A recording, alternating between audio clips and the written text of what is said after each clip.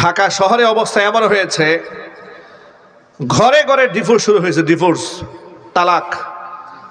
কয়েকদিন আগে একটা উপজেলা লেভেলের একটা জরিপ দেখলাম, 1 বছরে 650 ডিভোর্স হয়েছে একটা উপজেলাতে। নাউজুবিল্লাহ বলেন। 650 ডিভোর্স হয়েছে 1 বছরের মাথায় একটা উপজেলাতে। করোনাকালীন সময় বেশি হয়েছে। আমি টাঙ্গাইল জেলার সখীপুর অঞ্চলের জরিপ দেখেছিলাম 2019 সালে, পত্রিকাতে একটা কাটিং দেখেছিলাম। সেখানে 1 বছরে বিবাহ হয়েছিল 800+ বিবাহ হয়েছে রেজিস্টারভুক্ত কাজী সাহেবের আন্ডারে, আর ডিভোর্স হয়েছে 600+। কল্পনা করা যায়? মানে যা বিবাহ যা হচ্ছে প্রায় 80% ধরে যাচ্ছে, 20% বিবাহ টিকতেছে। এটা ঘৃণার সাথে কর নাউজুবিল্লাহ। অথচ তালাক, এরা হলো আবগাদুল হালাল। আর আরো দুঃখজনক ব্যাপার কি জানেন? এই ডিভোর্সটা দিচ্ছে আবার মেয়েরা। বেশিরভাগ ক্ষেত্রে ডিভোর্স দিচ্ছে মেয়েরা, ছেলেরা ডিভোর্স দিচ্ছে না, তালাক দিচ্ছে না। আপনাদেরকে যদি ছোট্ট একটা প্রশ্ন করি, আপনারা নিশ্চয়ই জবাব দেবেন। আপনারা বলেন তো, তালাকের মালিক কি স্ত্রী না স্বামী? আবার বলেন সবাই, স্বামী। আল্লাহ তাআলা পুরুষের হাতে তালাকের মালিকানা দেওয়াতে গোটা মানব জাতির উপর আল্লাহ দয়া করছেন। কাদের উপর দয়া করেছেন? শুধু নারীদের উপরে না, গোটা মানব জাতির উপর আল্লাহ দয়া করছেন। এই যে আমরা যারা বসে আছি না এখানে, তালাকের মালিক যদি আমাদের বউরা হইতো, একটারও বউ থাকতো না ঘরে। কথা বলে না কেন? মেজাজ একটু খারাপ হয়ে ঠাস ঠাস তালাক দিয়ে দিত। ঠিক কিনা বলেন? তালাকের মালিকানা দেওয়া হয় নাই, এরপরও ডিভোর্সে মহিলার আগায়া। যদি মালিকানা দেওয়া হইতো তাহলে অবস্থা কি হইতো? ঘরে ঘরে তালাক হইতো। মুখের উপর বউরা বলে, একমাত্র আমি দেখে আপনার সংসারটা করলাম, পৃথিবী কেউ আপনার সংসার করতো না। এটা কমন কথা বলে। আরেকটা কথা বলে, 10 বছর সংসার করলাম, সুখ কি জিনিস আপনার সংসার চোখেই দেখলাম না। বলে কিনা যদি বলেন? এগুলো আমাদের মা বোনরা বলে। মায়েরা বোনেরা এগুলো বলবেন না, এগুলা বলে স্বামীরে কষ্ট দিবেন না। স্বামীর সেবা করেন। নবী করিম সাল্লাল্লাহু আলাইহি ওয়াসাল্লামের ঘরে সম্পদ ছিল না, কিন্তু সুখ ছিল। দামি দামি বিছানা ছিল না, কিন্তু মোহাব্বত ছিল।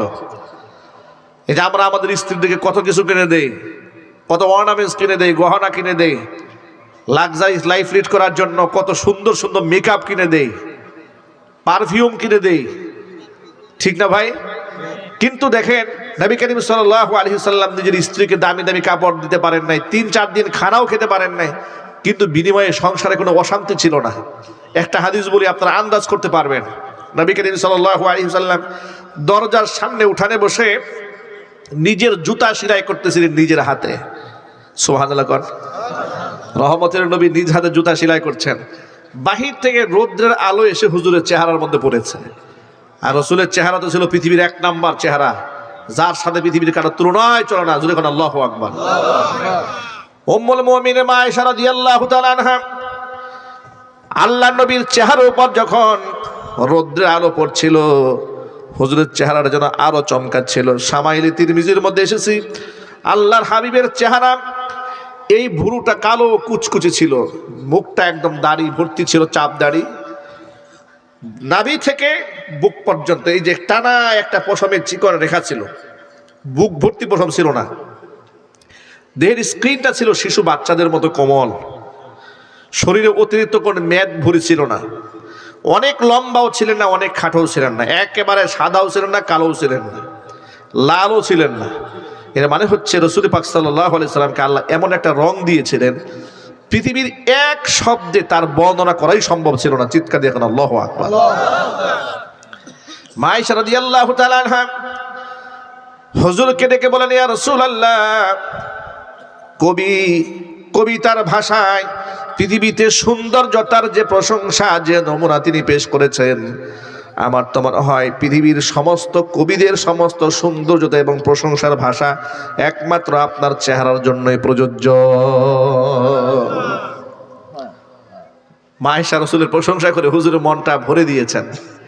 ঘরে নাই খাবার, পেটে নাই খাবার, কিন্তু প্রশংসা করে মা আয়েশা রাদিয়াল্লাহু তাআলা আনহাকে রাসূল তাৎক্ষণিক একটা জবাব দিয়ে দেন যে, এই পৃথিবীতে নারীদের মধ্যে আমার কাছে সবচেয়ে উত্তম নারী হচ্ছে আয়েশা, আর পুরুষদের মধ্যে সর্বাধিক প্রিয় ব্যক্তি হচ্ছে আয়েশার পিতা হযরত আবু বকর সিদ্দিক। জোরে বলেন সুবহানাল্লাহ। এই একটা হাদিস থেকে আপনি একটা শিক্ষা গ্রহণ করতে পারেন, সেটা হচ্ছে রসুলের ঘরে আভিজাত্য ছিল না, কিন্তু মায়া ছিল, মহব্বত ছিল, সম্মান বোধ ছিল স্বামীর প্রতি, স্ত্রীর প্রতি স্বামীর। আমাদের ঘরে সব আছে, সম্মান বোধ নাই।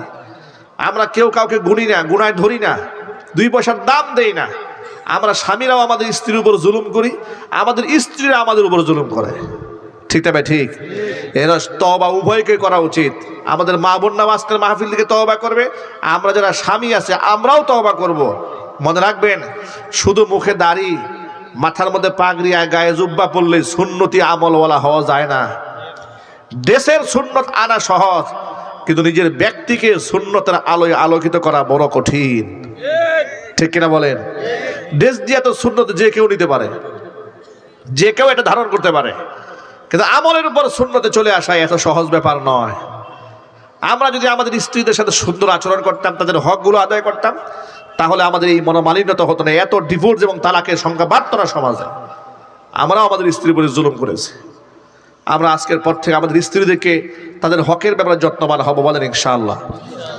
তাদেরকে মারধর করবো না, বাপ মা তুলে গাল বন্ধ করবো না, বলেন ইনশাআল্লাহ। বলেন গালি দেওয়া যাবে, চুল ধরে টান দেওয়া যাবে, এই বদ অভ্যাস আমাদের মধ্যে আছে না নাই? আহারে, কত পুরুষের ব্যাপারে নালিশ আসে যে চুল ধরে হেসরায়া ঘর থেকে বের করে নিয়ে আসে স্ত্রীকে, পিটায়া রক্তাক্ত করে হসপিটালে পাঠিয়ে দিয়েছে। জালেম স্বামী কি করে এত বড় জালেম হয়?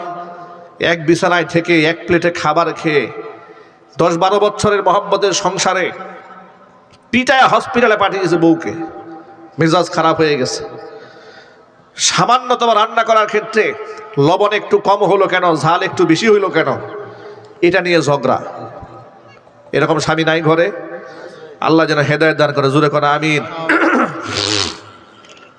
সুতরাং মা বোনদেরকে বলছি, প্রিয় মায়েরা বোনেরা, স্বামীর প্রতি শ্রদ্ধাশীল হন। আল্লাহ নবী বলেছেন, এই পৃথিবীতে লাউ কুনতু আমিরান আহাদান ইয়াসজুদা লিগাইরিল্লাহ লা আমারতুল মারআতা আন তাসজুদা লিজাওজিহা। দুনিয়াতে যদি আমি আল্লাহর পরে পৃথিবীতে কোনো মানুষ হয়ে মানুষের পায়ে সেজদা দেওয়ার নির্দেশ দিতাম, আমরা পৃথিবীর সমস্ত স্ত্রীদেরকে বলতাম তারা যেন স্বামীর পায়ে সেজদা দেয়। সেই স্বামীর মুখে মুখে তর্ক করবেন না। আল্লাহ পাক যেন আমার মা বোনদের জবানের হেফাজত করার তৌফিক দান করেন। আমিন। 2টা পাপের কারণে নারীরা জাহান্নামে যাবে। এক হচ্ছে লানত দেওয়া, 2 হচ্ছে স্বামীর নাফরমানি করা। আল্লাহ পাক যেন জঘন্য পাপ থেকে আমার মা বোনদেরকে হেফাজত করেন। সকলে জোরে কোন আমিন। যার কাছে গোটা পৃথিবীর মুসলমানরা ঋণী, বুখারী শরীফ যিনি রচনা করেছেন, আস-সাহুল কিতাব বাদা কিতাবিল্লাহ, আল্লাহর কোরআনের পরে সর্বাধিক গ্রহণযোগ্য কিতাব হচ্ছে আস-সাহিহুল বুখারী। সেই ইমাম বুখারী রাহমাতুল্লাহি আলাইহি যখন শিশু ছিলেন, জন্ম নেওয়ার পরে রোগে আক্রান্ত হয়ে চোখের দৃষ্টি হারিয়ে ফেলেছেন। কিন্তু তার মা আমাদের এই জমানার টিকটকার মা ছিলেন না। সে মা তো আবেদা মা। কেমন মায়ের সন্তান ইমাম বুখারী হয়েছে কল্পনা করেন। গাছ যেমন হয় ফলটা তেমন হয়, এটা সাধারণত হয়। ঠিক না? ঠিক জোরে বলেন।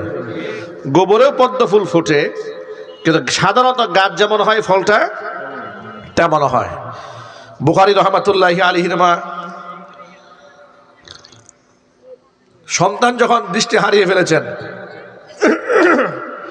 প্রতি রাতে তাহাজ্জুদের নামাজে আল্লাহর কাছে দোয়া করে সন্তানের জন্য, আল্লাহ আমার সন্তানের চোখের দৃষ্টি ফিরিয়ে দাও, দোয়া করে, সব সময় দোয়া করে। প্রায় 3 বছর দোয়া করেছেন। কয় বছর? 3 বছর দোয়া করে। রাতের বেলায় স্বপ্ন দেখেন, কে যেন বলছেন, মুহাম্মদ ইবনে ইসমাইলের মা, তোমার সন্তানের দুনো চোখের দৃষ্টি ফিরিয়ে দেওয়া হয়েছে। তিনি ঘুম থেকে জাগ্রত হলেন, তাকায় দেখলেন সন্তানের দৃষ্টি আল্লাহ পাক ফিরিয়ে দিয়েছেন। এই জন্য আমি মা বোনদেরকে বলি, প্রিয় মায়েরা বোনেরা, খবরদার সন্তানকে বদদোয়া দিয়েন না। দোয়া করেন সন্তানের জন্য, নামাজ পড়েন। আপনি আপনার সন্তানের প্রতি যে এত বিরক্ত হয়েছেন, কয়দিন তাহাজ্জুদে সন্তানের জন্য চোখের পানি ছেড়ে কান্না করেছেন বলুন? কয়দিন আল্লাহর কাছে বলেছেন? নেক সন্তান আল্লাহর কাছ থেকে চেয়ে নিতে হয়। এমনি এমনি নেককার সন্তান হয় না। নবীরা পর্যন্ত নেককার সন্তানের জন্য আল্লাহর কাছে দোয়া করেছেন। নবী জাকারিয়া আলাইহিস সালাতু ওয়াস সালাম আল্লাহর কাছে দোয়া করেছেন। কোরআনের ভাষায় শোনায়, রব্বি হাবলি মিনাস সালিহিন, রব্বি হাবলি মিনাস সালিহিন, রব্বি লা তাদারনি ফারদাও ওয়া আনতা খায়রুল ওয়ারিসিন।